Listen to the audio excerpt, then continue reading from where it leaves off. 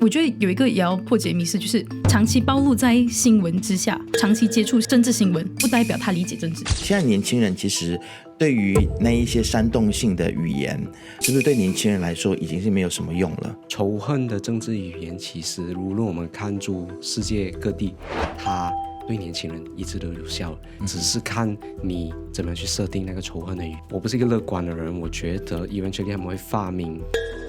另外一套东西，而且另外一套东西来吸引00后，对，而且是来动员他们。情绪是非常非常非常好用的东西。他不是不关心政治，而是他不觉得他关心的东西等于政治。这个公民教育不太够的原因在于，他没有 reflect on system 有问题的时候，我知道我可以做什么去 check and balance， 去 improve 这个 system。基本上就是，我就5年只能投一次票啊，我还能做什么 ？OK， 这很令人伤心啊，我觉得。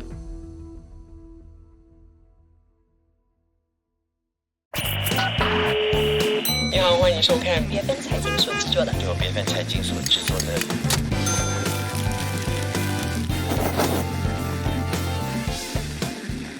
这个时候你在收看以及收听的是由 BFM 财经所制作的自由时事。你好，我是能杰。这个时候不要忘记订阅、按赞以及开启小铃铛，就会看到我们所有最新的影片。那今天呢，我们要来探讨的这个主题呢，跟马来西亚的华裔年轻人非常有关系。但是其实我觉得应该是整体上跟马来西亚的华裔都很有关系啊。那我想先来介绍我今天的2位来宾啊，一位是阿红，来阿红跟大家打个招呼。嗨，大家好，我是阿红。是阿红现在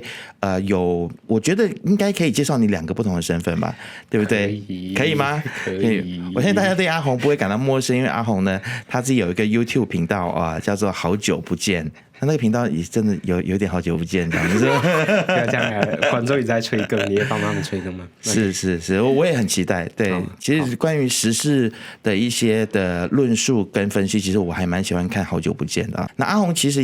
现在也是 Iman Research 这家智库的一个研究员。对的，是好。另外一位今天阿红带来的这个来宾呢，是00后的代表。如果说阿红是90后的代表，那 Violet 是00后的代表。来 Violet 跟大家打声招呼。Hello， 大家好，我是 Iman Research 的00后代表。是所以要不要跟大家自我介绍一下？你是什么背景啊？我是在马大读国际关系，然后我是复修 Sociology and Anthropology 的，然后之后就进到Iman做华裔青年的政治意向的这项 research。OK， 好，你们最近做的这一个 research 呢，这个研究它的主题如果翻译成中文，我不知道其实 AI 翻译的有没有够精准啊？马来西亚华人的实用主义是怎么变成政治冷漠的？是那个其实是我的同事的一篇政策简报嘛。这是政策简报的主题。对，那其实你们的研究的主题是什么呢？然后来介绍一下好了。就我们的 research 是叫 Kami Orang Sini Juga Malaysian Chinese Youth， 然后它是其中一个系列延伸于我们 Iman Research 在2年前就开始做的 research 叫 Orang Kita， 是先从研究马来青年开始。那时候不是讲一讲绿潮嘛？那我们的Research Director 那时候研究的方向就是，他是马来人Mr. Azif， 那他在研究的就是马来年轻人是不是真的只要宗教，就是往这个方向下去研究，然后研究出来是其实并不是马来青年的 identity 跟 Muslim 有关系，但不是直接投射在投票意愿上面的。OK， 那份 research 非常推荐大家去读一下。然后这份 research 做的时候，我们就同时延伸出来有2个在研究华人青年跟印度青年的。那我们2位就在做华人青年的研究咯，因为我们相信如果要做到 multiculturalism， 你需要先了解各自 community 的 concern、aspiration， 大家是怎么看待自己跟对方的时候，我们才有一个 common ground 去聊大家想要什么，大家可以做什么东西。其实我听到你们的这个研究的主题，还有你们研究的对象华人跟印度人，我就在猜说，这个应该是比较偏华人的这个研究中心啊，或者是智库。后来我发现很像不是，是吗？对，其实他就在2023年的时候6合1周选，开始做了一系列田调，他就是以马来青年为开始的 ，OK， 为开端的。其实浩，你要不要来介绍一下？其实 Iman Research 它到底是一个怎么样的智库？对，这个研究对我们的智库而言，其实是很大的而且很重要的一个转向，因为这个智库其实存在了大概10年，如果算今年开始的话，它以往呢都是研究比较多是国安啊、反恐啊，或者说女性安全啊等等的。然后它近年开始转向一个对这个国家非常重要的，也就是国族建设。国建设讲简单说就是怎么样让大家更像一个马来西亚人，或者怎么样让马来西亚更加的团结。然后当然多数人口就是马来人，或者说无裔青年就是一个重中之重了。但是如果他in fact 我们的上司或者我们的 founder 大多数都是马来人，但是这个就是他们难能可贵的地方，就是他们愿意去开拓，因为他们觉得说马来西亚其实就是应该要这样子。是我其实在10年前第一次来到吉隆坡这边，然后加入到了我的前公司是一家电台，那时候其实我就有跟蛮多的马来学者有过沟通以及交流。我的心得是，其实有很多的马来学者或者是马来的跟政治相关的工作者呢，他们是更愿意投入资源跟金钱再去了解各族，特别是华族的文化，还有政治以及经济各方面的议题。那其实我记得有一位学者他说过一句话，就是其实马来人了解华人比我们华人想象的多更多，因为他们投入大量的资源在这些的研究以及认识华人当中。但是反观华人很像对于马来人的认识以及投入的资源、金钱、时间等等，相对之下很像是蛮不足够的，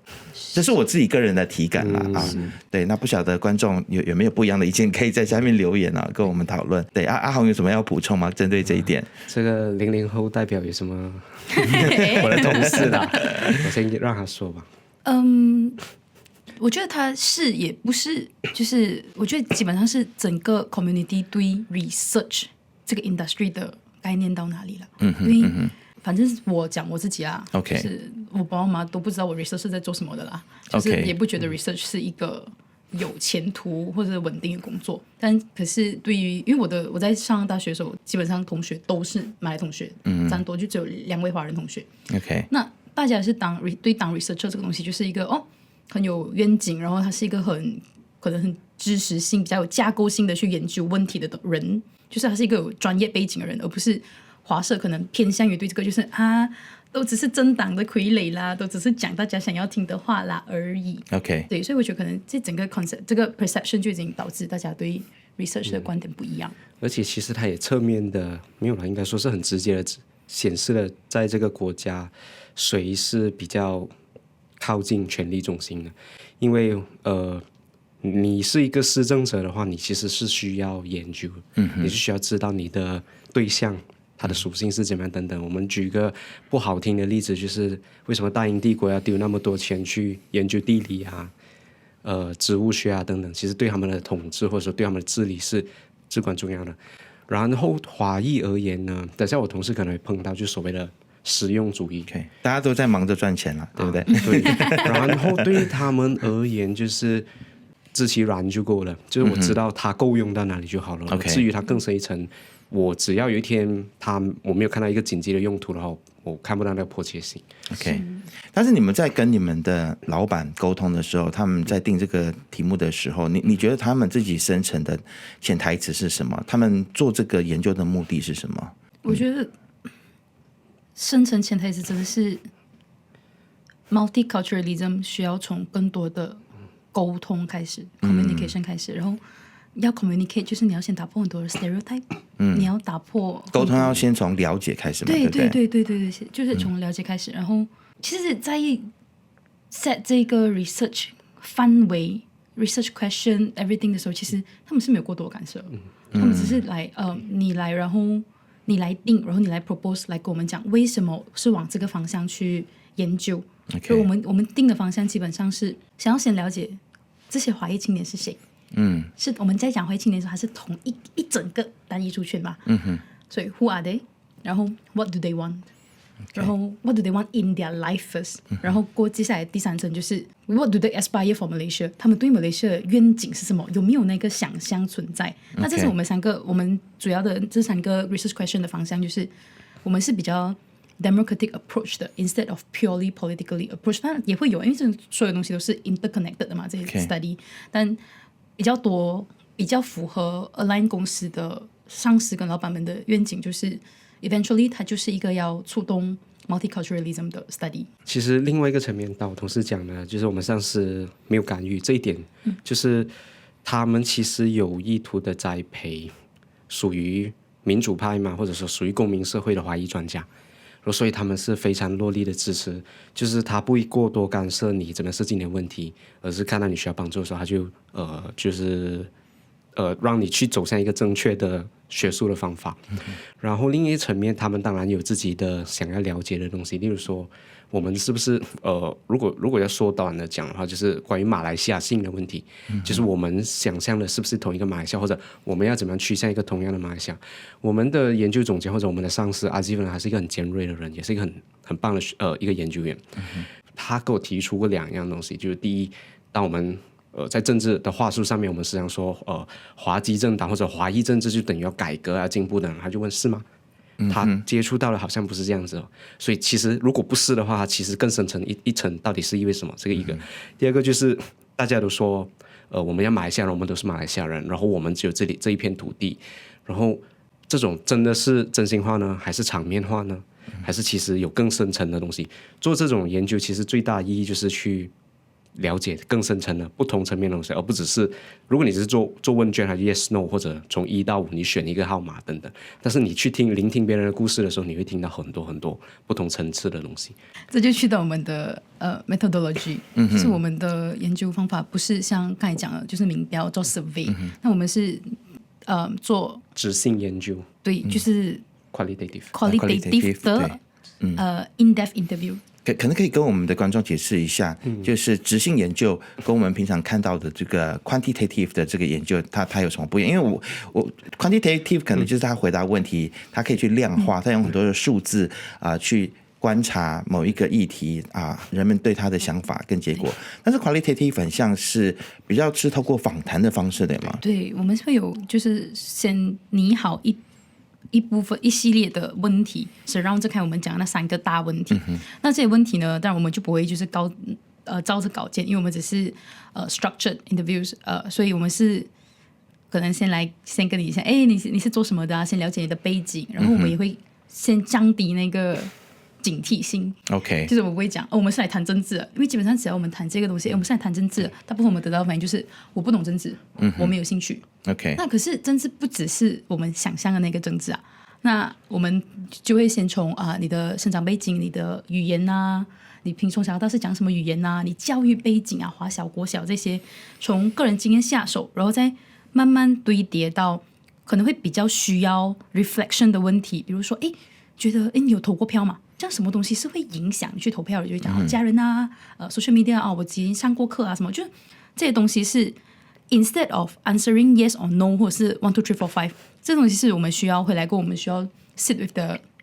data， 然后去 analyze 去分析他讲这一句话为什么他第一个反应是我家人讲这个不行，那是不是其实家人对于这个人而言已经是他第一层的排比，就是他的对比是先是家人过后才是什么，就这些东西都是qualitative study 的优势啦。 OK， 我相信其实这样子的研究，它的优势它就不是一些冰冷的数据，而是比较有温度的人真正他对某件事情的看法然后他能够呈现出不一样的一个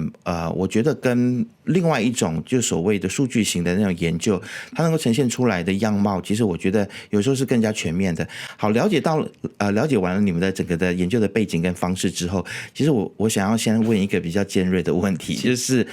你们在跟这一些华裔青年访谈的过程当中，给你们自己的体感，你觉得现在华裔青年对于马来西亚的现状他们是满意的吗？因为我们看到有一些数据就显示说，越来越多的年轻人他们可能 SPM 之后就不想要升学了，宁愿去做电召司机，或者是去送餐，或者是就算是大学毕业之后可能都想要往外发展。是不是华裔青年对于马来西亚不管是经济、法治、政治的现状是普遍感到不满的呢？我觉得 short answer 是都有。因为一个人他可能同时间面对不一样的面向，他会有不一样的满意程度。比如说我对马来西亚那种multiculturalism 很满意，我就喜欢这种多元性，然后我也觉得现在经济好像越来越好了，可是我体感又没有什么体感。然后我的就业机会又没有想象中那么大，就是他可能是有想法，可能又没有想法的。所以我觉得也来到我们其中一个比较重要的 finding， 就是华人青年他本身就不是一个单一族群。所以今天我们在讨论华人青年要什么的时候，其实是他需要很分化的去聊。什么样的背景？因为一个人他了解马来西亚的视角是很 depend on 他的 background，他的受过的教育，他平时讲过的，他平时用的语言，他住哪里，这个是我觉得蛮 surprising， 让我们觉得没有想到影响那么大。对，比如说我们讲不只是城乡差距哦，比如说是在 Chinese majority 的部分，Penang、Johor 人，他们看马来西亚方式不一样。然后我们去到格兰丹、Terengganu，因为我们是走整个西马半岛，对，采访了100多位年轻人，18到35岁的华裔青年。这一群他们长期是在 Muslim majority 的地方下，他们对马来西亚团结，然后他们要的东西是跟这个地方是完全不跟另外一方是完全不一样。然后比如说我自己是从哥大来的，那我们可能所谓的比较 balance 一点，那我们对跟有族同胞交流的机会又不一样，所以想象也不一样。所以我觉得 instead of 说华人青年就是想要怎么样，可能接下来我们需要开始推的东西是每一个 subgroup， 每一个年龄层 even 18到35岁都还会因为自己的个人经历不一样social movement 不一样，他们看待视角也不一样，所以可能这些东西是我们需要剖开来聊的。OK， 了解。其实有关于他刚刚说的华裔年轻人并不是一个族群啊，如果到刘振东的话，就是华裔青年不是铁板一块啊。然后这个东西对我来讲是有一点震撼的，就有一点震撼的原因是因为我们都知道这个是一个碎片化的时代，但直到我跟他坐在一起的时候，他跟我提出这个华裔青年这边，我想说对耶，我们好像没有给予足够的关注。如果我们要说是一个社群的话，那我们要说国族建设，但是我们连自己的下一代或者说来临着的这些年轻人们的兴趣的爱好的人生的志向的人生的动力等等的，我们其实没有一个具体的东西。我们就是像我上次说了，他去问一些华团啊，一些华团的老大，然后老大说：“哎呀，华裔年轻人不用研究了，他们就是这样子的啊，就是喜欢 fashion， 就是不关心国家，就是对他们来讲，这个就是华裔年轻人。然后我们接触到华裔年轻人是各种各样不同生态的。是，我想要补充多一点，就是这其实也是反映在Azif 的 Malay Report 那一个，就是马来年轻人也不只是马来人这么简单，不是马来人就怎么样。所以我们都在讲我们要推掉 race-based politics 的时候，我们有没有能力先自己撇除掉那一个 label， 就是不要先把华人马来人看成同一个，大家兴趣爱好大家关注点完全不一样。 OK， 好，但是我相信今天来的2位呢，一位是90后，一位是00后啊。那你们研究的对象是不是也是就是比较集中在这2个族群呢？有80后吗？应该没有80后，18到35岁，18到35。OK， 所以就是90后跟00后嘛。1组2，对。好，他不管是在他生活的居住的地区，或者是他的生活背景等等啊，其实蛮碎片化的，我们很难去一概而论。但是如果我们是以阿宏为这个90后的代表的话，那一直到现在看到说西蒙他所带领的团体政府可能很多的这个他们的政治宣言并没有被履行的时候，是不是会有失落或失望这样子的心情？其实这些受访者他们怎么样子去看待现在马来西亚的政治局势 ？OK， 我是要给你打一个疫苗，就是我跟他之间都是2个世代了，我们偶尔在讨论这些历史。OK， 2018年就是历史。我们在讨论这些历史的时候，那个共感、那个了解是不一样，肯定啊，完全不一样，而且那不一样的程度是会超乎你想象的。然后这也会塑造是接下来的年轻的选民，或者说接下来的年轻领袖们，跟我们完全不一样的政治观和世界观。OK， 讲回我自己的这个世代了哈，我们这个板块，就算是90后，当初他们也不是很关注政治啊，其实真的要讲的话是有关注，有没有？当然有，我们也看到现在非常多的。所以阿宏你是少数。对，其实对，但是我们是那个时代的感召，好不好？就是很多运动啊，天天的新闻都是在，如果你还有印象的话，我们就是天天的被这种政治轰炸啊，各种街头运动啊等等等等，是在这种氛围之下成长，或者说成为一个成年人的话，你会听到有一些投票的人其实也是被这个大势所趋去推动他们去投票，而不是因为这个我支持这个不一定，他们可能觉得说在那一个时代下这个是对的东西，这个是应该要去做的东西，就是去投票，或者说去投那个象征着改变的阵营等等。然后特别关注政治那一代是直接说的话是有失望，但是这个也要看他们的阶层。老实说，就是如果是比较有钱的啊，恕我直言如果是比较有钱的话，他们其实可以反而比较关注政策面那一边。然后如果是比较中产或者中间的 M40 了，他们就会比较大的怨言。然后可能也跟政府的税收或者说跟大环境的经济有关系。好。那其实对于公共事务啊，对政治的态度是什么？因为刚才阿宏有讲嘛，包括了对过去的这些历史事件，其实00后的感受是非常不一样。那感受不一样在哪里呢？其实感受不一样在它不是一个可以被情绪先煽动到的东西。因为 carry 的 social memory、political memory 完全不一样。就比如说经历过 Reformasi 的跟经历过 Bersih 的跟什么都没有经历过，比如说我只是在中学的时候看过新闻的这一群人，我们的对于这些意识形态是完全不一样的。是，就比起他们真的有走上街头的这一群人，你们因为那个时候还在中学嘛，所以你们的感受是很不一样的。我可以举个例子吗？你知道 Auntie Anne 是谁吗？ Auntie Annie 是谁吗？不知道，你应该知道吧？安妮婆婆，像安妮婆婆的去世对我们甚至有些人，包括我自己，我是认识她，有在街头上有跟她聊过天，然后对我们来讲，伤心去世等等，但是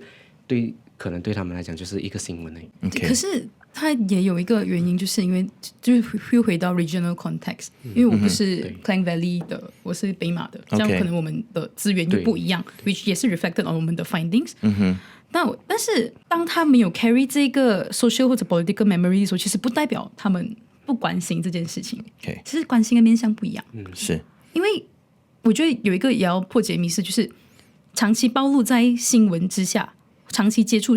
政治新闻，不代表他理解政治。我想可能我们就是以刚刚过去这个柔佛州选来做一个例子好了。因为我在这个州选的之后的报告有看到说，现在年轻人其实对于那一些煽动性的语言或者是对于这些政党，比如说他讲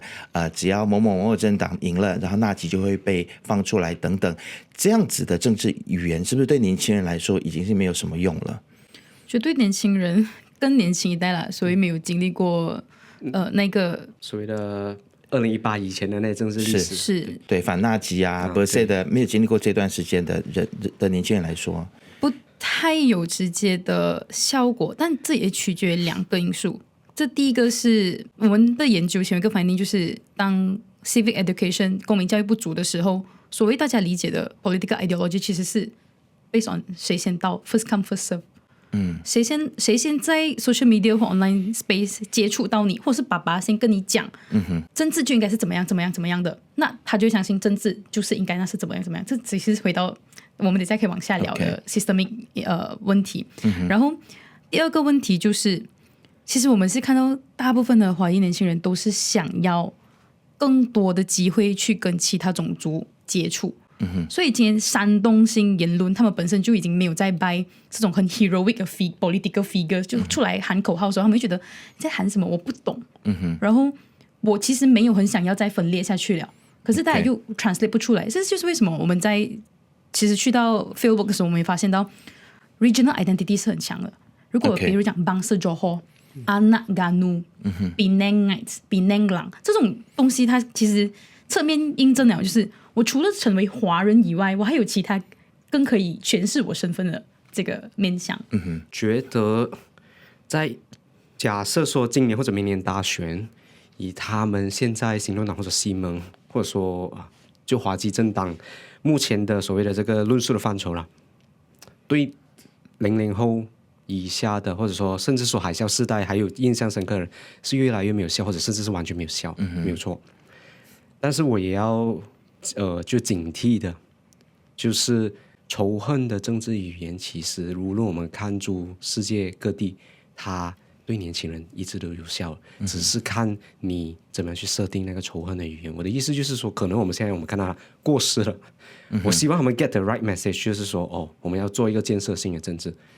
但是我不是一个乐观的人，我觉得 eventually 他们会发明另外一套东西，而且另外一套东西来吸引00后，对，而且是来动员他们。情绪是非常非常非常好用的东西。那比如说像 Bersama 他们现在的路线呢，就是他们只谈政策，然后他们就是告诉你说，我们的教育经费政府拨款不够，我们应该在这一方面去更多的去关注。你觉得这个能够打动年轻人吗？我没有看他们的票源的数据，所以我也很难论断。如果有那个数据的话更好。但你们在跟年轻人访问的时候，你觉得他们怎么样子的议题或者是怎么样子的模式比较能够吸引年轻人的关注，让他们来关注不管是选举也好，或者是国家的政策？我觉得这个问题的假定在年轻人不关心政治，但是其实不一定。比如刚才我们开始讲到，我们在想要跟他做 interview 的时候，他会先讲我不喜欢政治，我不关心政治。但其实深入聊的时候 they care。But 那个 issue 可能是这个交通规则，这个为什么大家交通意识不一样？我想要有公共交通等等等等。But 它没有被 reflect into political language。好，我这边想要先解决一个问题，就是为什么年轻人在被问到他关不关心政治的时候，有带着恐惧，甚至是有带着这种政治脏或者我不太想要碰这样子的感觉，为什么会这样子呢？非常好问题，因为我们也在找这个原因。因为我们也会很好奇，他们通常就突然变成很 embarrassed， 就不敢再 further open。这个应该是我们这一代的人啊，因为过去可能对于就是言论的打压以及限缩、限制新闻自由等等，所以我们这一代的人因为我是1976年之后出生的嘛，所以会活在那种恐惧当中。所以意思是说，我们国家在这方面没有太大的进步，我们年轻人还在活在这样的恐惧当中吗？我觉得不是它不一样真的是所谓受到打压之后的恐惧。yes， 我们还是华社一定还是会有 generational trauma。513事件之后，华人不要随便讲政治，出去不要随便讲，这是也是反映在为什么大家看新闻之后没有想要跟 public 讨论，或者是没有想要跟朋友讨论建设性的问题 ，even though they want to know。But 我觉得这个，所以我可能讲的比较 embarrass 那一块是我其实不太懂，我不懂，可是我觉得我应该要懂。所以我觉得我们从这个也是延伸另外一个 finding， 就是其实这整个框架是他不是不关心政治，而是他不觉得他关心的东西等于政治。因为政治可能就等于开始长期暴露了 political scandal、drama 这一些，所以这个其实他们是关心的，只是周围的人或者是从小到大没有一个很 structural 的 civic education。pendidikan civic negara，我们在研究，我们在问他们说，有印象学过什么吗？基本上100多位没有人有印象。然后大家都会讲，在华小的时候，那都被比较重要的项目给代替了，华文啊、数学啊、科学啊这一种。三权分立概念，我们也不是在问他们，你懂三权分立吗？因为你懂跟你对民主有信心，你对你自己的身份有信心是不一样的概念。但基本上，我觉得这个公民教育不太够的原因在于，他没有 reflect on 这个system 有问题的时候，我知道我可以做什么去 check and balance，我有什么 agency 可以去衡量、去进步这个、去 improve 这个 system。基本上就是，我就5年只能投一次票啊，我还能做什么？这很令人伤心啊，我觉得。其实我们这一代人也是啊，就是我们这一代人其实也没有公民教育是缺席的，但是我比较压抑的就是公民教育到现在还是缺席的。就是我们的18岁投票的修宪案应该是2022年已经过了，对不对？然后现在过了4年，然后是没有任何一个公民教育。但我的有，我补充一下，是有的。2019年之后，他们有现在把这个公民教育，它已经不是一个 stand-alone subject， 它是 embedded into Malay、English、Pendidikan Moral、Pendidikan Islam， 这是 sejarah 这些课里面都是会有教到。然后在执行方面，它是每个星期会有半个小时。去周会的时候会去宣扬这种除了爱国家以外，爱自己、爱 community，照顾环境这些。现在可是我们因为这是刚开始嘛，19年到现在，我们还不知道它成效到哪里。可是台湾1994年就有一门专门课了，公民课还是社会课之类的。是，所以如果我们从狭义的角度看这个通识或者公民课，确实是比较18到35岁这个觉得是比较不足的。对所谓的公民教育啊，的印象就停留在中6班的 PA 本来讲普通研究。那普通研究其实我是第1还是第2 batch， 就改之后的第1或者第2 batch，然后他们分3个 semester 教。其实普通研究，如果你真正说教这个国家的体制的话，应该是第1个学期，而第2、第3个学期开始应该是教更多是研究方法，画 graph 啊，做数据啊等等。它能不能1年半的时间里面真的能让你 you know OK， 可是我觉得在finding 里面，在 data 上面也会告诉我们，就是有上过本来讲 AM 的人，他的信心对他知道 understand the structure way much more than others who never。比如说我没有上过 PA 本来讲 AM，是那个概念是不一样，但是他又不代表上过本来讲 AM 就比较爱国，就比较懂什么，因为他可能比较知道用什么方式去看待很多的事情。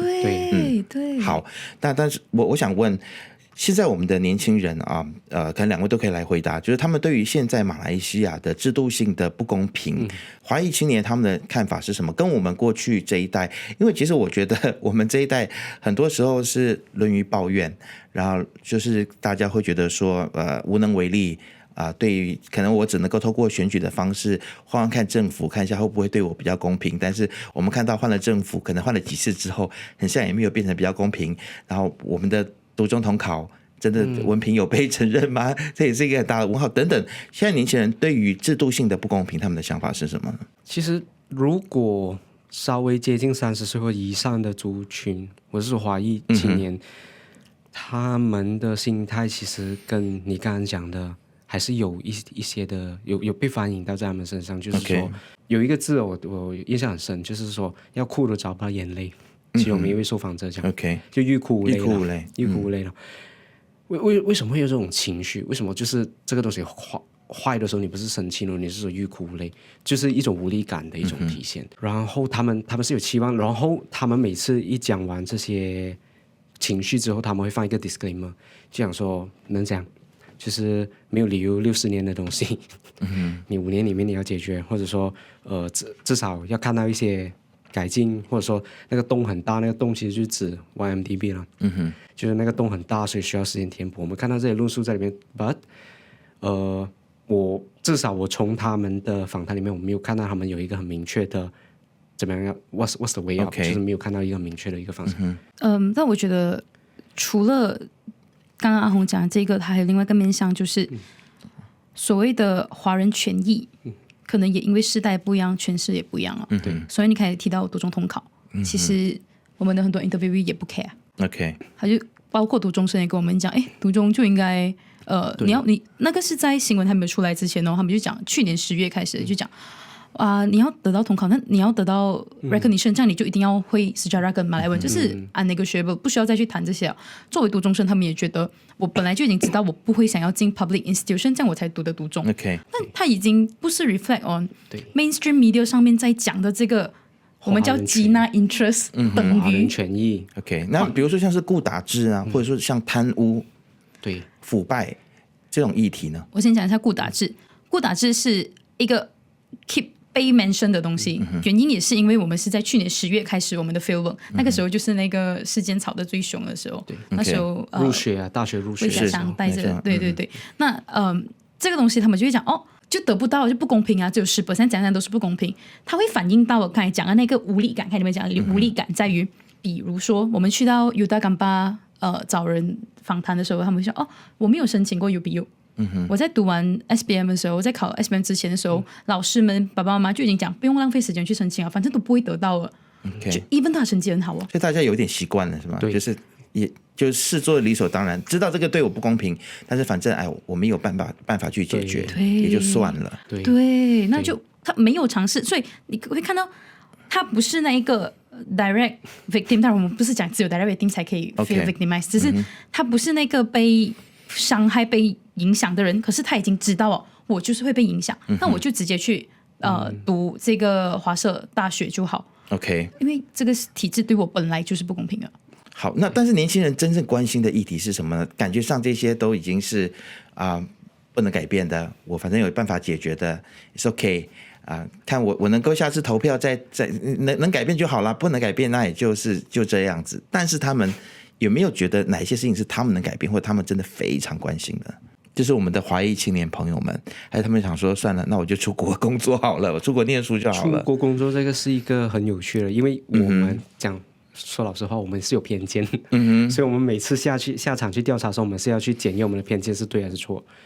然后所谓的出国与否，还是有没有想要移民，这个我们得到的反应是出乎意料的低。OK， 其实大家还是 appreciate 或者说珍惜在马来西亚的生活的，而且你会听到很多马劳在吐苦水，OK， 非常的沉重的一个访问。OK， 就是在新加坡的这些马来西亚籍的劳工，对，吐苦水，他们在那边受到很多可能制度性的不公平，工作时间很长。我昨天才看到一个 KOL， 他做了一个影片，就是去模仿马劳的生活，从柔佛每一天 travel 去新加坡，连续1个星期。当我没有看完那影片，但是我是有一点欣慰，我们的 content 原来做到这个地步，我是有点欣慰。回到凯那个趋势，大家想不想出国工作，或是离开马来西亚这个东西？因为我们的 research 我们也包括就是已经远在国外的 diaspora 群，我们也有采访他们在爱尔兰、台湾、中国，然后各个国家我们都有去访问了。为什么讲到中国两位有一个诡异的笑容？等一下我们可以回来，等一下我们回来，等下就知道再细聊。OK， 好，您继续。那这一群人呢，其实基本上他们会离开马来西亚，其实不是那个被灌输的好好读书，快点离开马来西亚这一块，而是我本来就想要出去玩。就这两个其实完全不一样概念。今天你一定还是有一群人，就是因为对马来西亚死心了。我就离开马来西亚，可是这 depends on 你的可能很直白的讲，你家里有没有够不够钱，你供出去？你有没有那个幸运到有那个资源走？那这些走不了人，其实他有那么的沮丧到觉得这边活不下去吗？其实也没有的。OK， 家庭因素啊，会觉得其实马来西亚又假期很多，因为我们很多种族，所以假期很多，有很多东西吃。这些东西，它在政治上来看好像没有什么关系，但其实息息相关啊。这也就是塑造他的 identity 跟塑造他跟这个马来西亚的国土认同感最大的部分啊。说到对于自己国土的认同感，因为毕竟我们马来西亚是一个多元种族的国家，所以我看到你们在一个网络上面的一个心得的分享当中，你们有提到这件事情，就是其实有一个受访者他蛮有趣，他说看到马来人打24节令鼓，华人就觉得说哇，这个马来人真是思想开放。但是看到华人学Jawi 爪夷文，就会觉得说这是自我矮化，或者是可能被同化的感觉哦。所以你们在做研究收集到这种论述的时候，你们觉得它反映出一个怎么样子的现象？其实是这会讲出这些话的人，他其实不占少数。我们在扩这一段的时候，他其实反映的是不是华社一直以来很沾沾自喜的华人比较勤劳，华人比较厉害，比较优越，对，比较优越感。其实5000年的文化中华历史，文化，这个论述在我们的整个访谈 across every interview 是很少见的。很少见，基本上没有。OK， 基本上大家都是其实马来人真的很好啊！我那个大家帮扎的时候，都是马来人来帮我，很多这个例子，都是这样的例子。基本上跟那个华人的那个认同感，其实是稍微已经有一点剥裂，因为我们也会问他们，就是所谓这种华人下南洋啊这些故事啊，华社传承华教传承这种，对他们有没有什么感受？这种反应基本上是非常低的。可能我会想要庆祝这些 Chinese Festival， 因为我要跟我家人团聚，而不是因为这个东西一直提醒着我是华人，我是华人，我是华人。这种东西是很少的。可是 reflect on Malaysia， 可是这个我们也要讲，就是 identity 这东西 theoretically 它是很 fluid 的。之前我在吃纳西勒玛的时候，I feel so Malaysian, oh my god！ 可是我今天在庆祝华人新年，我在吃月饼的时候 ，I feel so Chinese。它不是一个固化的东西啦，首先这个前提。但是在我们的访谈里面的时候，大家反映到的其实是我想要更多的了解其他种族，我想要有更多的机会去跟他们交流。所以以至乎其实有 interview 会讲，其实我希望华教 abolish 掉。因为有华小的时候，我从小到大，我到20岁我才知道原来博沙是不可以喝水的。我之前的那些年我都在做什么了？所以每一个世代，他们基本上对 Gina interest 对这种不公平，大家的感知程度是已经完全不一样。OK， 然后其实，在你们的分享当中，我有看到说华团华团在年轻人的心目中到底是一个怎么样子的存在？因为华团在我们这一代的华人来说，至少我自己是不太去华团啊，但是我的长辈啊、叔叔啊，甚至我的堂弟跟我同辈的人，他们对于参与华团是很热衷的。但是现在年轻人对参与华团还热衷吗？其实我是华团世家，你问我吧，我没有参华团，你问我。我觉得你应该有吧。当然是没有了。OK 啊，我爸爸真的是很热衷，但是 OK 这个就是我刚刚说一开始说为什么我会听到00后跟我说很碎片化，这个是一个既成事实，是我很惊讶。对我爸爸那个年代，他到今天哦，60多岁的人，他还有一个地方去。OK， 他从他30、40岁的时候，他去会馆，然后去什么华堂啊，什么等等啊。然后到他现在退休了，他还可以有一个寺庙、宫庙。然后对我，你看我才90后30出，我对这些东西就是我至少从我个人层面上，我找不到那个原因为什么要去。然后如果从我们受访者呢，大多数有参与的都是被爸爸妈妈带进去了，然后又觉得说这一个东西不能败在我们这一代了。OK， 然后有一些呢更偏远的地方呢，例如说东海岸资源相对的少，或者说华人相对的少的地方，那些年轻人，据我了解的，能留在东海岸的，基本上都是不少都是从商。OK，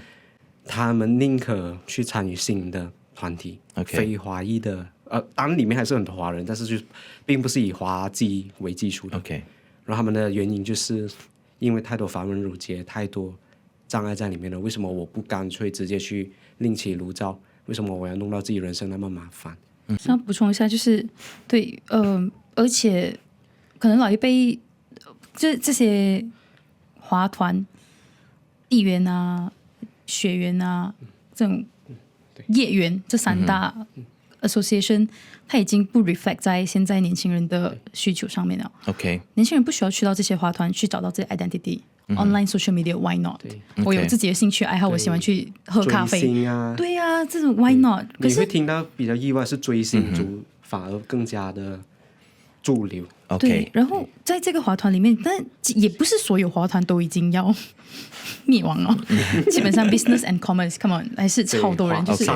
商团是绝对非常有资源的。但是包括我也想再补充一下，刚刚阿红讲的，在比较偏远的地方，比如说 police，我们也有一个 interviewee， 他一个人手持了6个 NGO 的华团 NGO 的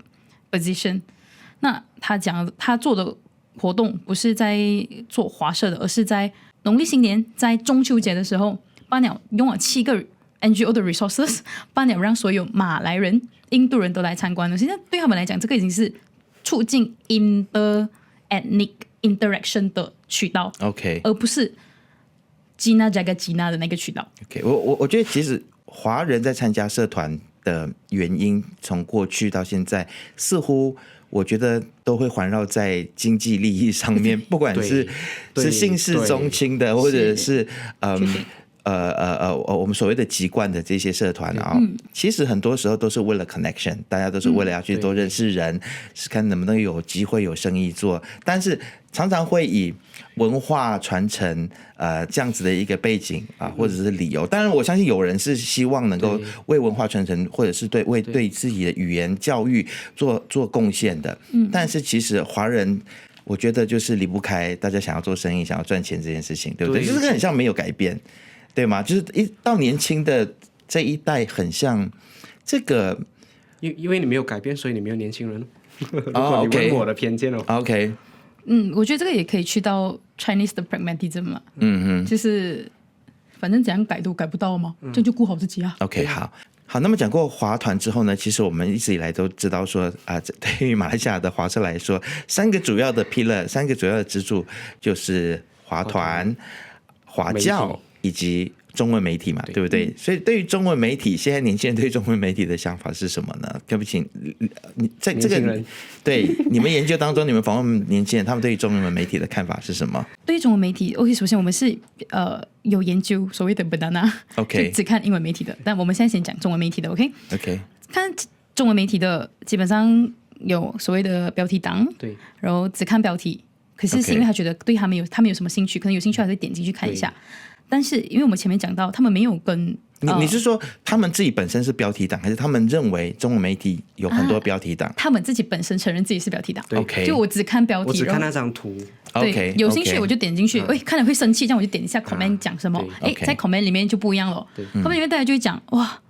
全部人都超 racist， 那怒气戾气很重。但是我还是因为我们前面讲到，他们有充足的 civic education， 没有一个 structural lens 去分析政治的时候，大家就会 resort to 我想要看大家都在讲什么，来 make sense。这个东西对不对 ？OK， 在 comment 里面他会看到，华人在骂马来人，马来人在骂华人，骂来骂去，骂来骂去。首先，这一群人基本上所有 interview 都跟我们讲，在现实生活中他们有遇过 racism， 他们有遇过 direct racism， 讲Balik Gina 应该只有一个是在中学的时候，但是他去到 online space 的时候，我们 probe deeper， 他就会讲其实我看到那个时候我是很灰心啊，就马来西亚都是这样啊，为什么大家都是这样？甚至有些人就讲华人才是最 racist 的那一个，谁都骂。可是虽然他们有些人会讲这个就是政治煽动出来的 politics divide all of us， 在有意识的情况下还是会觉得越来越灰心，因为这个就是他们觉得反映出真实面貌的样子。OK， 确实，我们也有看到一些研究说，马来西亚的3大语言，包括中文、英文以及马来文的媒体当中，英文媒体常常是带着一个示范的作用，他们在报道的角度会更加的中立，更加的中庸。那所以年轻人对于中文媒体有什么样子的期待吗？我记得一个念媒体或者念公关的，他会希望其实要自律。媒体要自律，不要去炒作种族议题。而且他不只是说其他的种族，他特别强调就是其实中文媒体这个是一个恶习，而且他也觉得华裔在炒作新闻，尤其是那些政治领袖炒作新闻方面也很落后。不知道大家还没有一个印象，就是有一场党争，然后其中一派的领袖呢，为了抗议某个决策，他就拿卫生棉来盖住脸，然后这个我的那个性别意识比较强烈的那个受访者还是很反感。虽然我们没有很直接问你对英语媒体、对其他语言媒体，但是如果他们的访谈里面有报道他们看英语媒体，你会发现他们的丰富很多，对于政治的见解等等，或者国际政治方面。好，那其实我们的中文媒体也在这一段时间当中被很多人批评说成为中国大外宣的一个工具。为什么今天要提到这个主题呢？因为其实这个关系到华裔青年的一个国族认同以及身份认同。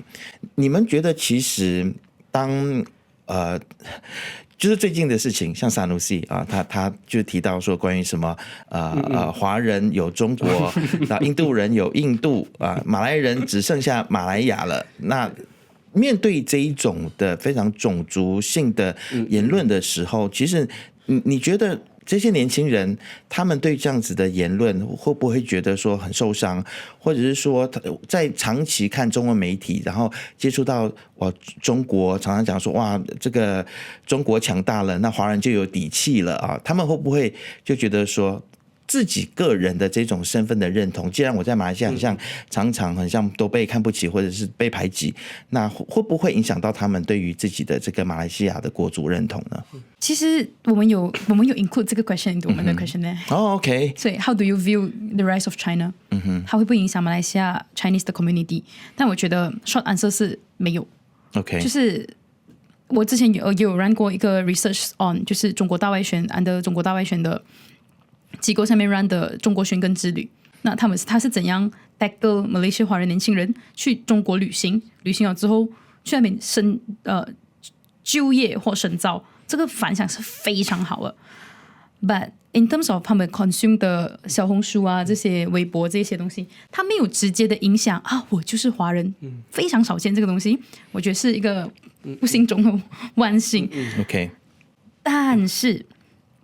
它也会影响到我今天 consume China 的这个 image， 就是他们怎样为我们的，他们怎样 fit 我们的，又要回到去 lack of civic education 的时候。OK。所以，但是我们也要提一下，就是所谓那个 generational gap， 就是很多受访者都会讲他们的爸爸妈妈超爱中国，就是每天都在看中国。可是我觉得跟我没有什么关系啦。今天 rise of China 跟 rise of India 或者 rise of Philippines 跟我一样都是没有关系的，因为我还是马来西亚人。但是也会有一些人觉得，因为我懂华文，所以可能生意往来那些比较方便。这个我让阿红继续讲。OK， 我先讲一下刚才因为你讲到三奴系，我要先做个澄清，就是我们在跑这个田调的时候，5-6个月的时间里面的时候，那个政治氛围哦，除了沙巴州选以外，我们没有经历其他州选。OK， 然后所以那个政治氛围没有像现在这样 toxic 的，老实说，我们那个时候当然不会看到说哇，他讲了这句话说我要回中国，没有听到这种话。但是我们要始终要担心这种，因为这个是很直觉的东西啊，就 pull and push， 就是你都不要就是你越是煽动这一种种族性的论述，你越是去贬低其他族裔的时候，他们其实是有感受的。当然可能年轻人没有太关注这些，但是这个就是这个就很人性，这个很人性的东西来的。然后第二个就是，如果我是中国的话，我是不是一定要让你动摇你的国籍认同，就是让你不成为马来西亚人，我才叫做影响你呢？其实不一定的，它要影响你，它有很多种层面。当然上次你的同事也跟我说，其实每一个国家都对我们有它的influence operation，就是每个国家都要做一些对，包括美国很像也一直不断的在影响马来西亚人各国的人。但是我们换一个角度，美国的大外宣是可以去到如果从他母语啦，美国大外宣是很直接可以去到很多国家，而中国最主要的它大外宣最主要受众还是汉语圈或者华语圈，这个是第一个大不同。然后第二点是，当然对我们跟它的 proximity， 就是我们地缘上面的是非常的靠近，然后我们其实是有经贸很亲密的经贸关系来往，就是利益的关系。我们也有一些在国家主权啊，或者说甚至包括经贸上面的一些利益上面的冲突。是，所以我们看待这个所谓的 influence of 的时候，我们就要格外的对美国要小心。为什么？就对中国可以有一个特例，当然不可以特例。我的意思就是说，他不一定要让你不成为马来西亚人，但是当我们刚好跟他同语言，或者说有一个同样的文化的根源的时候，他想要达到什么目的？这个才是我一直在探讨这一个问题。其实他想要具体上面达成什么样的战略的目标，是它是一个必须要进行中的一个研究。我会特别想要提起中国对马来西亚华人的影响，也是因为其实中国跟马来西亚是有领海的争议的。那这个是就像刚刚阿红讲的，在经济在主权上面是有一些的冲突的。那但是其实我看到其实很多的中国的软实力，比如说流行文化、音乐啊、影集，其实对于马来西亚的华人的影响是蛮深的。那其实我们也发现说，在中国的这些文化输出里面，它常常会有意无意的去标榜中国的体制的优越性，然后去贬低民主体制。那你们会觉得？因为我自己有看到，我们这个同辈的人，可能35岁以上到55岁，这个特别影响特别深刻。我们看到在脸书上面有很多人都已经开始是说，民主政治是比较没有用的，比较没有效率的，应该要学习中国这种一党专制，让国家发展的会比较好。这种的言论已经出现。你们觉得说，在年轻族群里面，对于民主政治的信心会不会也因此被动摇了呢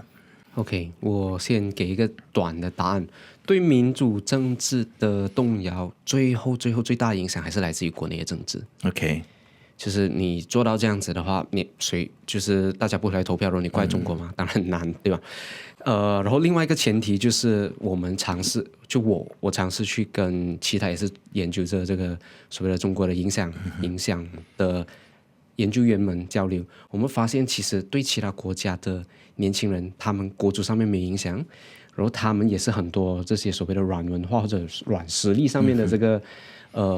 输出。然后在马来西亚跟他们的差别就在于说，我们的如果单从观察或者说单从访谈来看，很少听到有直接政治面的这个反馈，但是在其他国家呢，你会看到他在讲这生活那个内容，在讲这生活的时候，他突然间可以转了，有一个 sharp turn 去讲说，你看这里的建设不好，怎么样。OK， 因为就是那个国家就是台湾，OK， 所以他其实对他是有意图。OK， 我的意思就是说，虽然目前为止我们没有看到说我没有很明显的听到年轻人说我们要学习中国的政治制度，但是在经贸上面其实还是有，就是说，我们要学他们这样子，就是掌握一些科技上面的一些红利。一些技术上面的，所以我们才比较在国际贸易上我们比较多话语权啊，或者说我们要学他们的 manufacturing 叫什么制造业，which 当然这是他们的想法。没有很直接的讲说我要学中国的这个人大还是什么。我的意思就是说，他要转向其实不是很难，他在这些软文化里面转向，稍微敲打一下你的政府还是什么，非常容易的做得到，就在tactical 的层面，例如说派几个 KOL 来走磁场街，然后突然间，怎么这里的路这样子怎么的 ，OK 啊，很多层面可以做。特别是最近我有看到有很多的中国的艺人或者是网红，他们可能会去唱一些马来文歌曲所以让本地的年轻人觉得趋之若鹜，觉得很感动。Violet 刚才有想要补充什么吗？对，我其实想要补充那个会不会因为中国的崛起而对民主没有信心这一块本来对我们的种族政治就没有信心啊，已经不能再被影响了。但是它影响的东西，就像阿红刚才讲的，当它的 efficiency 等于有钱，而华人年轻人因为 very lack of civic education, very lack of structural political discussion 的时候，所谓这种，我需要提一下那个 Chinese pragmatism 的那个 framework，就是从小到大就是跟你讲，你不管怎样研究或者怎样想，都是不会改变的，因为马来西亚政治就是这样，它就是这样。可是它有问题的时候是，如果它只变成唯一一个理解方法的时候，它变成 default worldview 的时候，它就会很严重，变成看我们讲到 instead of 我们可以怎样一起去进步，我们可以怎样一起去讨论，我们怎样用 NGO， 我们怎样用 agency， 我们怎样参与 community building，它变成这样我们怎样绕过去 ？OK， 我们有回应凯姐前面讲到了，其实有 interview 讲那就吃钱 OK 啦，政治人物都是吃钱的吗？吃就吃，如果他不要吃到这样严重就可以了，不要吃到这样难看，自己被抓进去还是 OK 的。我们不是道德精神，对，我们没有在讲他这样就是不好，或者是每个人都不应该这样，每个人都有自己的想法。但是如果经济考量变成唯一一个衡量你的国家有没有在进步的那个指标的时候，这个才是危险之处。一开始你就没有在教马来西亚人怎么去 appreciate 你现在这个体制，你要怎么让他不去仰赖或者是仰望其他的国家进步呢？我觉得我很喜欢用一个例子，就是我们要买一个电话，3-4千块的电话，你都要 research 2个星期，你知道你要什么？我相机要好，我的 screen 要够大，我battery lifespan 要够长。可是，在做选票的投票那一个要决定你5年你个人未来跟国家未来的时候，大家不知道什么是那个标准，他不是不想要。他是不知道什么是标准，是不是今天这个政党还这个政治人物还这个 KOL 讲他有在做我们麻痹生殖是不是他就是等于好？可是我没有体感啊，可是到底是怎么样？所以那个无助感跟 helplessness 是反映在这边的。所以你会看到，当一个公民教育跟民主教育已经是很 vacuum 的情况下，已经是完全空的时候，任何一个大势力进来的时候，它是很容易直接抽掉我对一个国家 develop 的想象。他直接 define 帮你 define 这个东西，所以我觉得这个才是一整个它大框架最危险的地方。我可以给另外一个例子，大家最喜欢听拼多多。OK， 这个也是讲跟中国崛起有关的。我们听到2种 distinctively 就2种声音，一种就是消费者的声音，一种就是做生意的人的声音。做生意的人的声音，它不一定完全是负面，但是他们一定会表达担忧，尤其是要跟中国拿货的商家。他们会很明确的 feel 到那个竞争很大，然后他们竞争不过，他们喘不过气，他们也其实我们访问的时候还没有到今天那么严重。拼多多进入马来西亚的应该是大肆的打广告，应该是3个月。然后你看到我们现在已经有国会议员在反馈然后我们就知道它是不同 level 的东西。然后如果我们去比较一下那个留言，然后会跟我们的研究其实有共鸣的。如果我们看今天的留言，就是做生意的人会讲说应该政府要做一点东西，因为如果我们活该的话，我们下面的员工也会失业。他们想到这层面，我们要养人我们要经济上面的东西。但是消费者就很单纯的就是你们反对人就是不要给我们买便宜的东西，5块钱一只鸭子都要买。但是就是这样子，其实也在我们的研究里面有很多访谈的是。尤其是消费者没有做生意的人就觉得说其实很多选择我住在偏远的地方的话，这样我以后不需要来 KL 1-2个小时来购物我淘宝1个星期就到，2个星期就到，免邮，对，免邮。而且还有一个我们听到很好蛮有趣的一个例子，就是免多少天15天退换的那个 policy，就是 OK， 这个事主他自己本身是做 banker，做那种车厂，然后他的是对他的客人呢是网购那个 spare part 过来叫他帮他安装，然后有一些中国客户去到那边的时候，安装好了2个小时回来说我要退换，你帮我拆下来。他讲说没有拆下来吗？他说没有啊，我们有15天无理由退换什么什么等等。OK， 已经渗透了。它其实某个程度上，我们现在还看到是便宜、快速、有效、效率等等。其实如果那个15天免邮，或者说15天无理由退换，也在影响着我们的消费者或者说我们华社的价值观。但是我觉得也想要补充的是，这个中国的资本主义跟它的 ideology 进的，其实影响绝对不只是 Malaysia。OK， 所有大大小小国家基本上都在被影响。但是我们到底要 equip 我们的年轻人什么样的保护马来西亚吗？还是你可以为了便宜的东西，你可以典当到什么程度？这一条线不是大家在家里面网购会出来的，而是它真的是需要一个很有 structural discussion、education 去补足的。这个东西不好意思，我还是有点偏题，可是我还是需要补充一下，就是我是在中学吗？还是要转 Pre-U 那一段时间，有 Fahmi Reza 的那个Glass Democracy， 然后我那时候在 Alostar， 我跟我朋友，我应该就我们3个人就很兴致勃勃要去上，整个场里面100多个人，就只有那3个人是华人，因为基本上其他人都是马来人，然后他们你的朋友应该不认识 Fahmi Reza 是谁，大多数其他应该不懂啊，就只有我们那3个就是怪胎啊，我们从小就比较怪胎一点，然后那马来人他们在举手讲的时候，他们问的问题不只是经济面的，他可以是问，这样我今天我的路坏的时候，我是不是找谁？我找他都没有用，为什么全部人都要指责他？这个概念在华人年轻人里面是 almost non-existent，它完全不存在。所以它真的是一个很错综复杂结构性问题啦。今天我们也不能只指责年轻人，他只用经济 economic convenient 去衡量，可是这个也是。接下来，因为我们真的只有一个Fahmi Reza，Fahmi Reza自身难保的时候，其他人还可以做什么？这是我们接下来要讨论的。而且，其实我个人层面，我是蛮反感听到所谓的责怪年轻人。就是它是一个现象来的。而如果你不想要承担责任，我是说那领导，你40-50岁的人，你不想承担责任，你为什么要做领导？你为什么要做大人？你不如回去读小学，你明白我意思吗？就是这个就是一个现象，然后这个现象是需要你去理解，还有需要找方案出来。对，因为我们包括我们作为年轻researcher， 我们再出去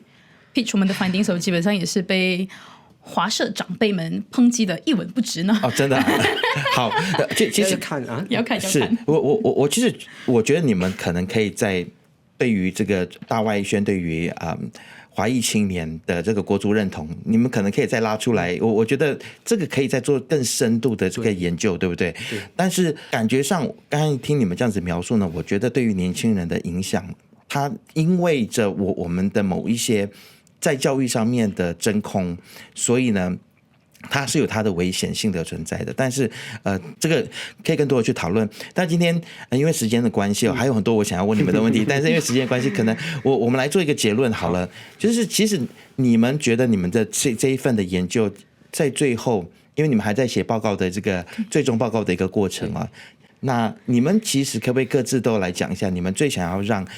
华社也好，或者是给全体的马来西亚的国民，你们最想要传达的讯息是什么？我觉得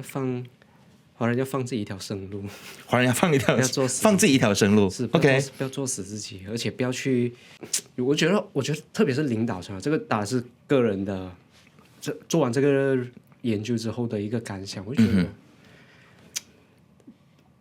政治领导层对年轻人有一种叶公好龙的心态，而这个不是我说而已。最近不是柔佛州选结束了，然后有一个政治学者 Bridget Welsh，他这样子描述行动党，OK 啊，恕我直言，他说行动党是全马最多年轻候选人的政党，但是不是表示他真的是 regeneration， 或者说他是一个自我更新化？他的观察是，他不是很认同。他觉得说，因为这群被 fill 出来的、这群被派出来的候选人呢，其实都是 loyalist， 就是对党都是非常忠诚的。对，我就想到黄子华一个梗，就讲说扎 fit 跟扎 lip，扎 fit 就是你要做什么都可以，你要去哪里都可以。这样扎 lip lift 就是 forklift 啊，炸 lift 也是你要去哪里都可以，不过就是原地那边加在那个 forklift 走来走去。我觉得其实就是大家叶公好龙的心态，就是哇，年轻人好，花团最喜欢讲啊，年轻人要多来花团啊，要多加入这个为国家好等等。然后就是给你炸 lift 的，就是你在框定的范围里面，你做他们想要你成为的年轻人，华裔年轻人。哦，你就是一个好的华裔年轻人，什么8大就杰出华裔青年啊，什么等等。然后你只要一看这个报告，我非常期待